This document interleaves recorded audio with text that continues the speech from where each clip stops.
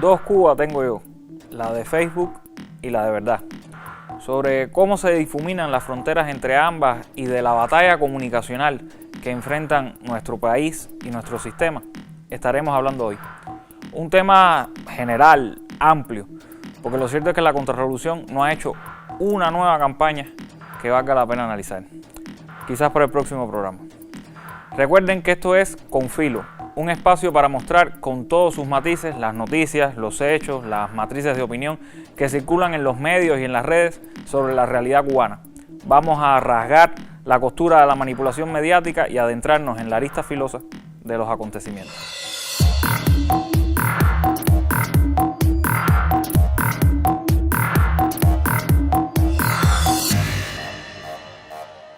El domingo pasado, unos cientos de personas salieron a marchar por la libertad de Cuba, en Miami.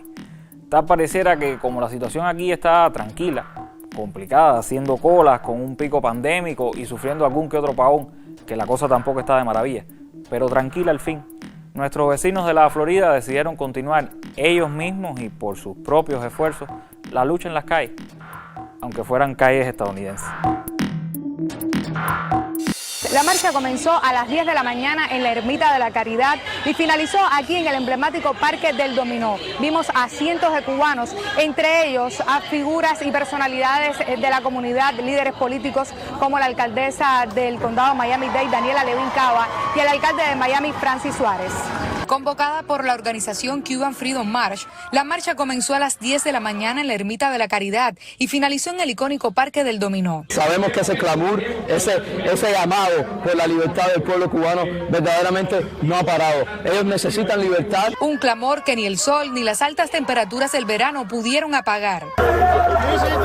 En todo el recorrido, los manifestantes tuvieron el apoyo de la policía de Miami, encabezada por Art Acevedo, su jefe. Además, líderes políticos locales dijeron presente. Estados Unidos, tenemos que luchar para la libertad en Cuba. Si están en la calle en Cuba, Miami también. Yo creo que los Estados Unidos tienen que ser claros con qué vamos a hacer para liberar a nuestro pueblo. Ese fue un mensaje que yo le di al secretario del Interior hace algunos cuantos días. A la marcha también asistieron miembros del Grupo Proactivo Miami, quienes realizaron una especie de protesta artística con las manos esposadas y sangre artificial sobre su ropa. Cientos de cubanos exigiendo un cambio para Cuba y reclamando ser escuchados. Nuestro mensaje a esta administración, nuestro mensaje a las Naciones Unidas y al mundo entero es que el pueblo de Cuba necesita libertad, necesita un futuro mejor y el fin de la dictadura. La política exterior de los Estados Unidos tiene que tener como objetivo la transición democrática que el pueblo está exigiendo. Jamás se ha visto a tanto alcalde preocupado por ciudades y países fuera por completo de sus competencias legales. Y notaron aquello de mientras el pueblo de Cuba sigue en la calle, nosotros también. ¿Será cinismo o de verdad se creen esa imagen trastocada de la isla como estado fallido, como territorio en absoluto caos? Y lo más curioso es que mientras estos cientos de ciudadanos preocupados, vale acotar en una ciudad de 2,5 millones de habitantes, mientras estos ciudadanos se manifestaban por el derecho a protestar de los cubanos, en la misma Florida se aprobaba hace solo par de meses una ley antiprotesta que prevé fuertes multas y cárcel para quienes cierren calles o hagan actos de violencia y que busca frenar el auge de movimientos como Black Lives Matter. Sí, ese mismo movimiento que las fuerzas del orden han reprimido brutalmente.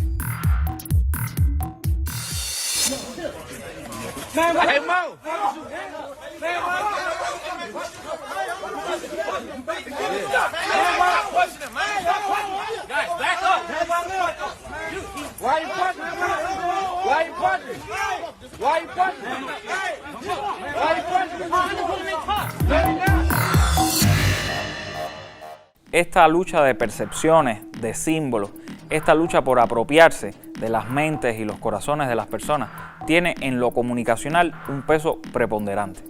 Medios tradicionales, redes sociales, comunicadores, periodistas, corporaciones mediáticas, todas ellas fungen como instrumentos ideológicos en una guerra cultural, a ratos invisible, en la que no se disparan armas de fuego, sino que se intenta transformar la visión que se tiene de la realidad.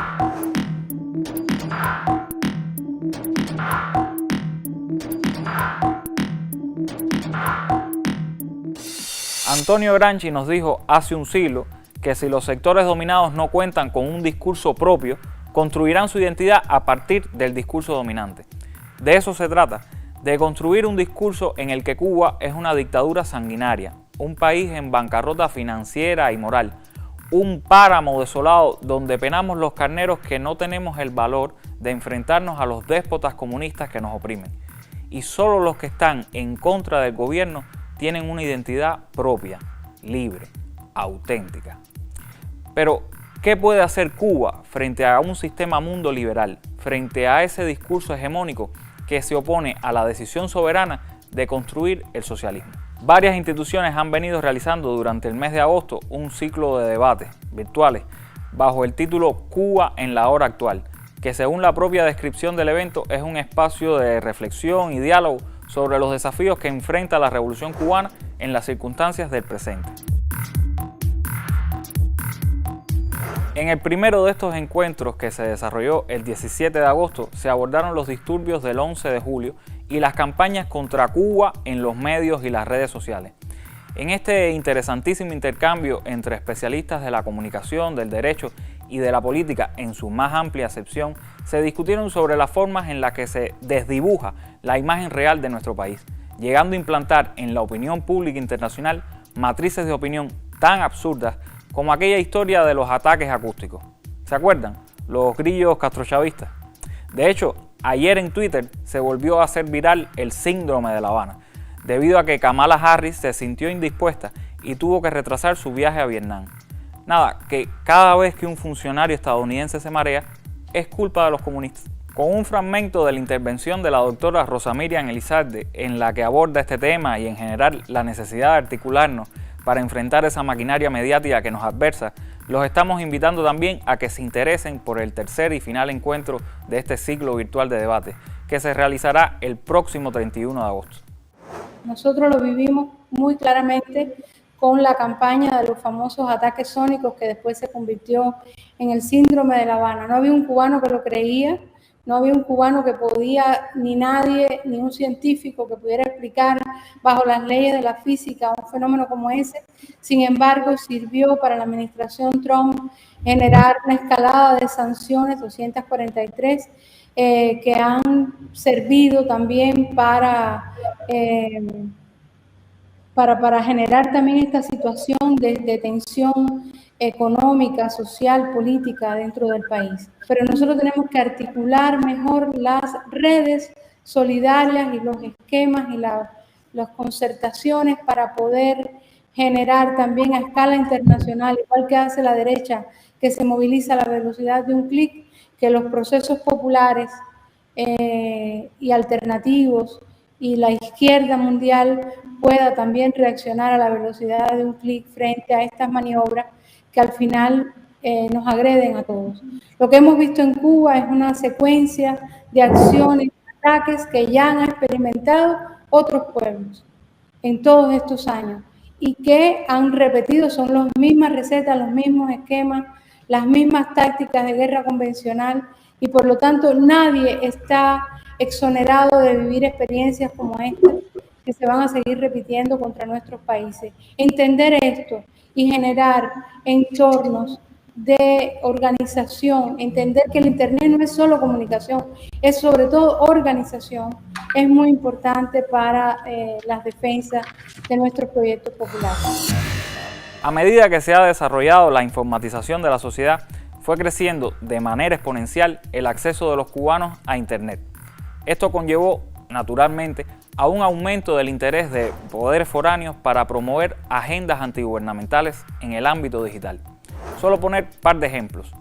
La administración Trump aumentó el presupuesto de la National Endowment for Democracy, NED, en un 22% en 2018. Ese mismo año, el presupuesto de la NED para Cuba destinó cerca de $500.000 para el reclutamiento de periodistas antigubernamentales y el establecimiento de nuevos medios de comunicación.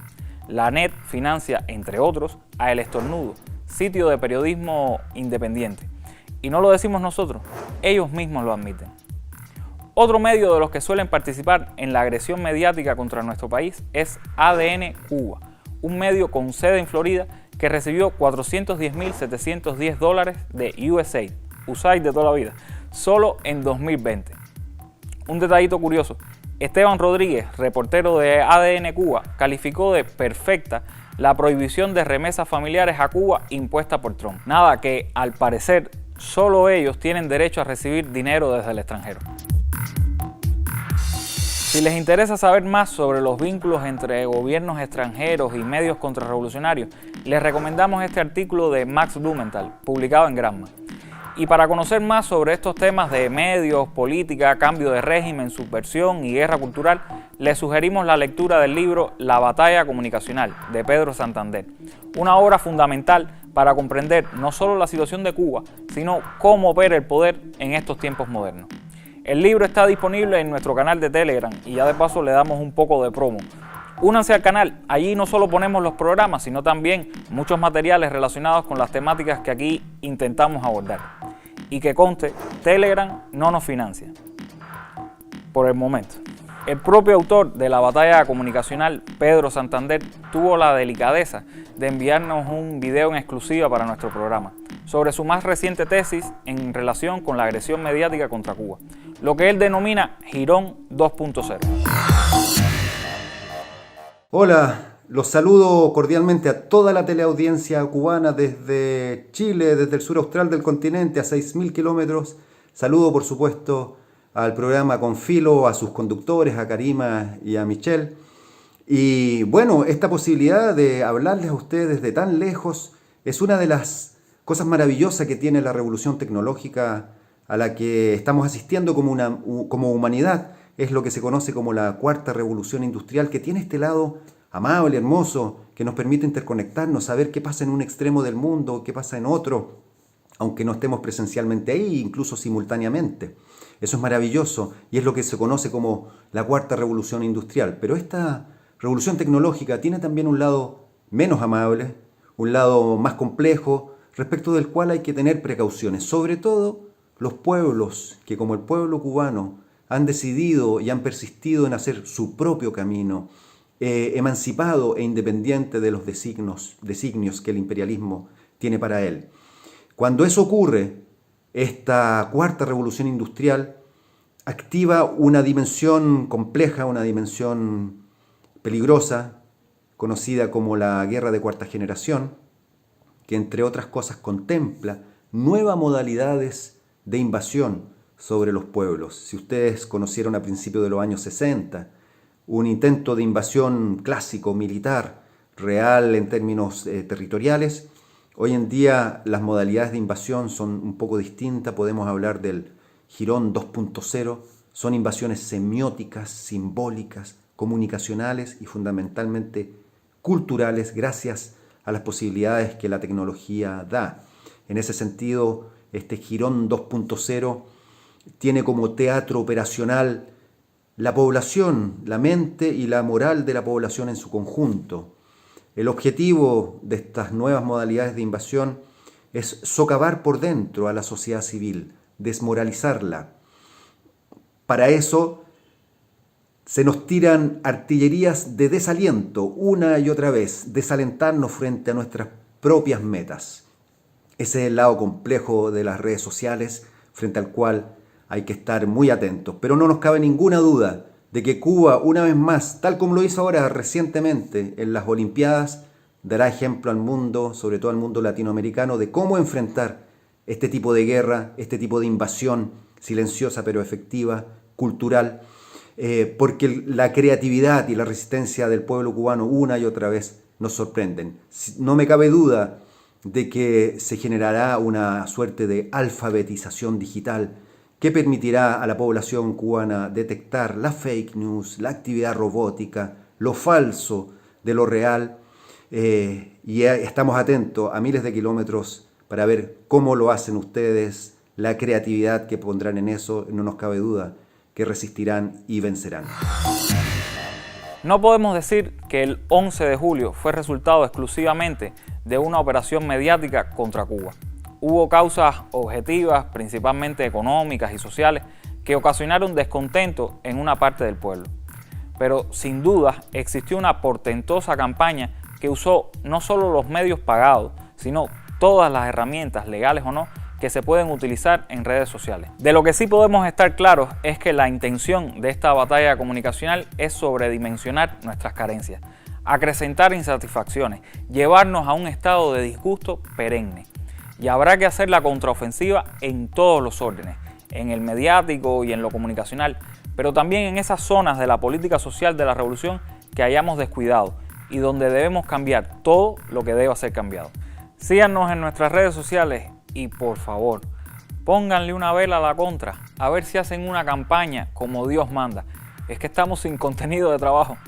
Y regrese el viernes, justo después de la novela. Hasta entonces, manténganse con filo. Chao.